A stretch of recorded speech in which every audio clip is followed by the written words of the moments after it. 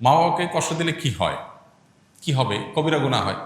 আর কবিরা গুনাহ করলে, মহাপাপ হলে তার শাস্তি জাহান্নাম, আর দুনিয়াতেও লাঞ্ছনা অবধারিত।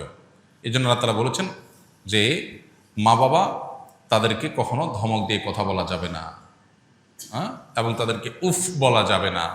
তাদের সামনে আব্দুল ইবনে আব্বাস রাদিয়াল্লাহু তাআলা বর্ণিত এক হাদিসে আছে, তিনি বলেছেন যে মা বাবার সামনে কাপড়ও ঝাড়া যাবে না, যে কাপড়ের ধুলাবালি এটা ঝাড়বে মা বাবার সামনে, এটাও বেয়াদবির শামিল, এটাও হুকুকুল ওয়ালিদাইন বা মা বাবার অবাধ্যতার শামিল। তাহলে কতটা নম্রতা তাদের সামনে দেখাতে হবে। আমরা আজকাল ছাত্ররা, অনেক ছাত্ররা শিক্ষকের সামনে যেরকম মর্যাদা দেখায়, যদিও সেটাও আজকাল হারিয়ে যাচ্ছে, মাদ্রাসার ছেলেদের মধ্যে এখনো আছে, ওস্তাদের সামনে যেরকম মর্যাদার সাথে বিনয়ের সাথে নিজেকে উপস্থাপন করে মা বাবার সামনে সেরকম থাকতে হবে।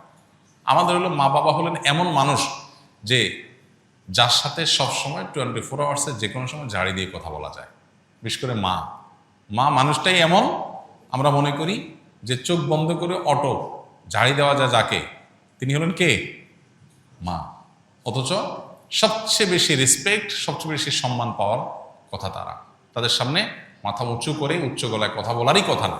কিন্তু আমরা নিয়মিত নামাজ কালাম পড়ে অনেক তালেব ইলমও আছে মা বাবার সামনে এরকম আচরণ করেন। ওস্তাদের সামনে বিনয়ী, মা বাবার সামনে দুরাচরণ করছে। ওস্তাদ এত বিনয়ের হক রাখেন না, ওস্তাদের এত অধিকার নাই যত অধিকার কার আছে? মা বাবার আছে, কিন্তু সেটার খবর নেই। আমরা অনেকেই এক্ষেত্রে ভুল করি। আস-সুন্নাহ ফাউন্ডেশন, উম্মার স্বার্থে সুন্নাহর সাথে।